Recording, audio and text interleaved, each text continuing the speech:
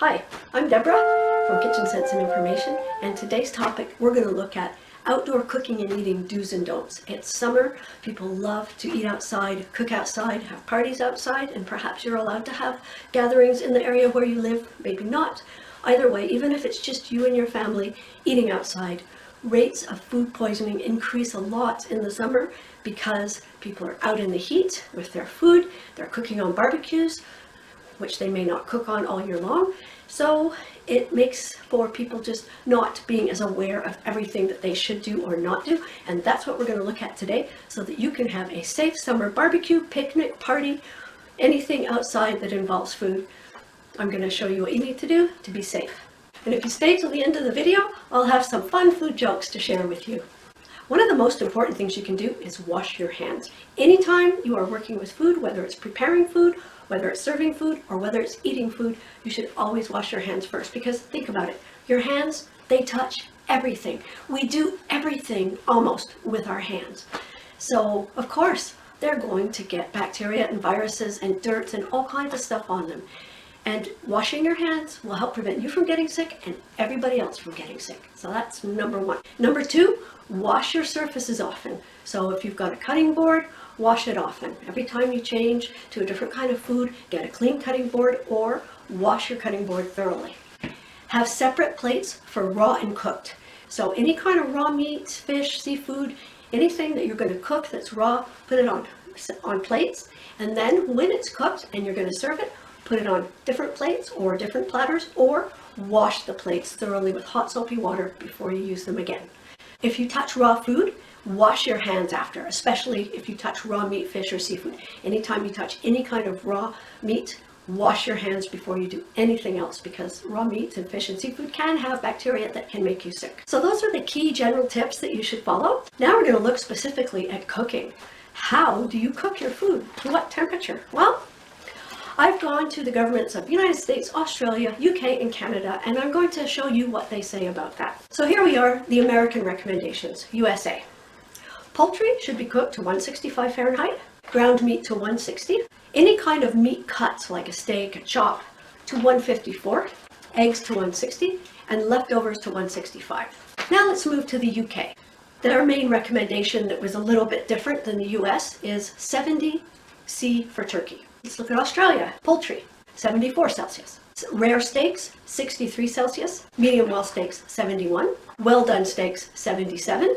Mincemeat or sausages, any kind of ground meat or anything made with ground meat, 71 Celsius. Eggs, 64 Celsius. And now let's look at Canada. Pork and ham, 71 Celsius. Eggs, 74 Celsius. So you can see there's some variation between the different governments.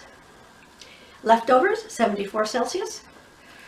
Game meat, 74 Celsius. Poultry, 74. Rare meat, 63. Medium meat, 71. And well done meat, 77. That is exactly the same as what Australia recommended. Ground meat, 71. Fish and seafood, fish 70, seafood 74, and eggs 74. So these temperatures vary a little bit from different governments, but there are also a lot of similarities. And one of the main similarities is a minimum temperature to cook meat. They all agree ground meat should be cooked to 71 Celsius. They all agree on that. They all agree that the minimum temperature to cook meat that is not poultry and that is not ground is 63 Celsius or 145 Fahrenheit. And they also all agree that the minimum temperature for poultry is 74 Celsius or 165 Fahrenheit. Most of them agree anyway. So depending on where you live, you're going to want to follow the recommendations of your government, but this gives you an idea that pretty much we're all working under the same kind of safety schemes in Canada, UK, Australia, and USA. And that's because these limits have been scientifically proven to kill bacteria. So this is the minimum temperature you need to do to be sure that your meat is safe. Of course, you need to have a thermometer and you need to use it properly.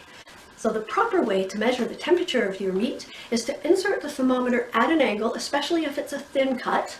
If it's a thick cut, you can actually just come straight down, but normally you want to insert it at an angle. You do not want the end of the thermometer to come out the other side of the meat. You do not want it to touch the grill, and you want to insert it at least halfway through your piece of meat. So if you don't insert it enough, the reading will not be accurate. If you insert it too much and it touches the grill or comes out the other end of the meat, the reading will not be accurate. And if it touches bone, the reading may also not be accurate. So you need to kind of be careful how you place your thermometer.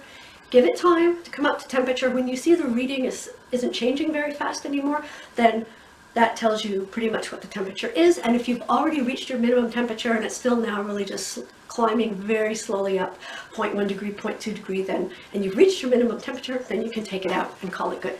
If you haven't reached your minimum temperature yet, then come back and check your meat in a minute or so. Make your food thermometer your friend. It is one of the most useful tools you can have to make sure that your food is safe. And also, given the recommendations for how well to cook your meat, for example, rare, medium, and well done, it's giving you the temperature. So if you're somebody who struggles with, oh, he wants a rare steak, he wants it well done, and how long do you cook it? Well, the thermometer is going to help you serve your guests exactly the steak they asked for. There are some other tips to follow. One important tip is thaw your meat in the refrigerator and keep it in the refrigerator until the barbecue is ready and you're going to cook it and eat it. Don't take it out and let it sit around outside in the heat. Now, once you've cooked your food and you've put it on a separate platter and you're ready to eat, maybe someone is still continuing to cook, maybe there's extra meats or fish or seafood and they're not going to be consumed right away. So how long can you keep these foods outside? That's what we're going to look at next. How long can you store cooked food in the heat? In the United States, they recommend the holding temperature for meat is 135 Fahrenheit.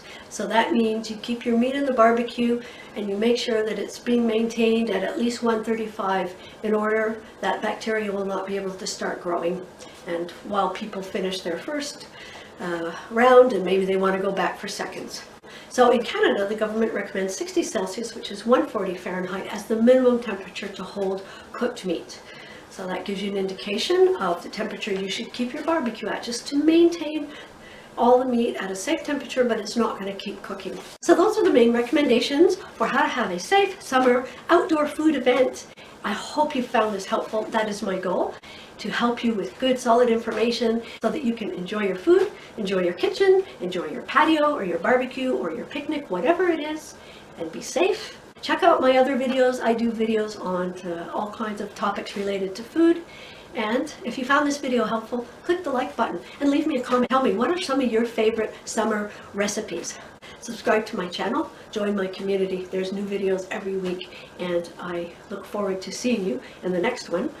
Next time, we're going to look at salads and all the other things you have at your picnic, and what are the safe things to do there, what are the good temperatures, and tips to help you have a safe, wonderful outdoor party. And stay for my jokes. And now it's time for some silly fun. I have some jokes for you. Why do potatoes make good detectives? Because they keep their eyes peeled. What do you get if you cross a dog and a vegetable? You get a broccoli. What day of the week do potatoes fear the most? Friday. And the last of the silliness for today, what do you call a stolen yam? A hot potato. See you next time.